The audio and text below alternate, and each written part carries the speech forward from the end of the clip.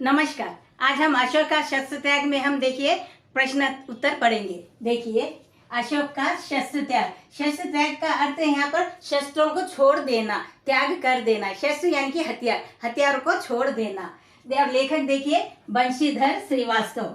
प्रश्न देखिए अशोक ने शस्त्रों का त्याग क्यों किया। देखिए अशोक ने शस्त्रों का त्याग क्यों किया, यानी कि उन्होंने जो शस्त्र का अर्थ है यहाँ पर हथियार, हथियार को उन्होंने क्यों छोड़ दिया, क्यों त्याग कर दिया, इसका हम उत्तर पढ़ेंगे। देखिए अशोक स्वयं अपनी सेना का संचालन करते हैं। देखिए सम्राट अशोक देखिए लगातार वो कलिंग राज्य से 4 सालों तक लगातार युद्ध करते हैं और अब भी वहाँ उनसे युद्ध करने के लिए ही कलिंग दुर्ग के बाहर अपनी सेना का संचालन करते हैं और अपनी सेना को देखिए वह जोश भरी बातें कहते हैं और देखते हैं कि शत्रु कलिंग की सेना में सभी महिलाएं हैं। देखिए वहाँ पर जब सेना का संचालन करते हैं तो देखिए वो जोश भरी बातें करते हैं, उन्हें उकसाते हैं और जोश दिलाते हैं। तभी वहाँ पर देखिए कलिंग दुर्ग का दरवाजा खुलता है और वहाँ से सभी जितनी सेना महिलाएं हैं जो पुरुष वेश में धारण करके शस्त्रों के साथ तैयार होकर वहाँ कलिंग दुर्ग से बाहर निकलती है, अपनी सेना के साथ बाहर निकलती है।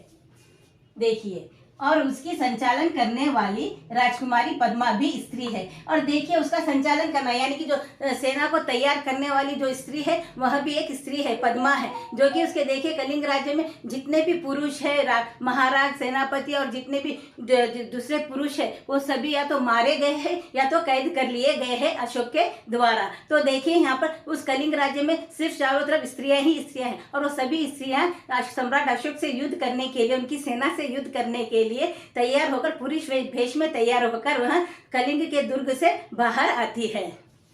देखिए स्त्रियों पर शस्त्र चलाना शास्त्र के विरुद्ध है। देखिए जब देखते सम्राट अशोक देखते हैं कि कलिंग दुर्ग से बाहर जब सेना बाहर आती है तो वह देखते हैं कि उस सेना में सिर्फ स्त्रियां ही स्त्रियां और महिलाएं हैं। तो यह देखकर वह आश्चर्य में पड़ जाते हैं और सोचने लगते हैं कि वह स्त्रियों पर वह शस्त्र कैसे उठाए, क्योंकि स्त्रियों पर शस्त्र उठाना या हथियार उठाना या उन पर वार करना ये शास्त्रों के विरुद्ध है या शास्त्रों के खिलाफ है। एक तरह से शास्त्रों का अपमान होता है, क्योंकि हमारे हिंदू शास्त्र में, हिंदू धर्म में देखिए स्त्रियों को बहुत ज्यादा सम्मान दिया गया है, देवी की तरह उनको पूजा जाता है, उन्हें सम्मानित किया जाता है।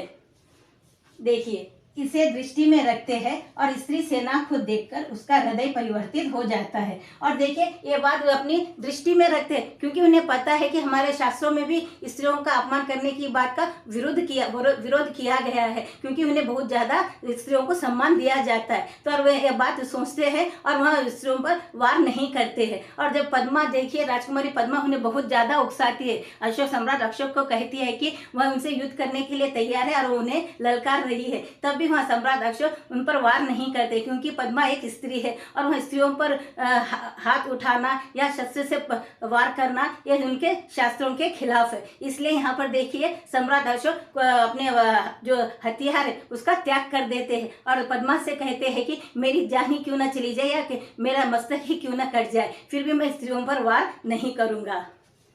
देखिए और स्त्री सेना को देखकर उसका हृदय परिवर्तित हो जाता है। देखिए फिर जब वह स्त्रियों से देखकर उसका हृदय परिवर्तन हो जाता है, हृदय का अर्थ है देखिए मन, दिल, और परिवर्तित का अर्थ है बदल जाना, यानी हृदय परिवर्तित होना यानी कि मन बदल जाता है। और वो अपने जिस सेना में जितने भी सरदार होते हैं उन सभी को वहाँ हथियार को त्यागने के लिए कहते हैं और स्वयं के जो हथियार है, जो भाले तलवार है, वह जमीन पर रख देते हैं और शस्त्र का त्याग कर देते हैं। और देखिए उनकी सेना में जितने होते हैं, सेना के जितने पुरुष होते हैं वो सभी शस्त्रों का त्याग कर देते हैं। देखिए जिसके कारण अशोक ने शस्त्रों का त्याग किया। देखिए इसे कारण उसमें हृदय परिवर्तन हो गया, यानी कि उनका मन बदल गया। उन्होंने देखिए स्त्रियों पर हाथ नहीं उठाया, शस्त्र नहीं उठाया और स्त्रियों को देखकर उनका मन बदल गया। इसी कारण उन्होंने शस्त्रों का त्याग किया। और देखिए शस्त्रों का त्याग करने के बाद देखिए अशोक ने देखिए बौद्ध धर्म को वो अपना लेते हैं, जिसमें अहिंसा, देखिए अहिंसा, शांति, दया, करुणा की सिद्धांतों को महत्व दिया गया। तो इन सिद्धांतों का पालन करने के लिए जीवन भर वह प्रतिज्ञा करते हैं और बौद्ध धर्म का वो पालन करते हैं। तो इसी प्रकार के वीडियोस देखते रहने के लिए लाइक, शेयर, कमेंट करें और सब्सक्राइब भी जरूर करें। धन्यवाद।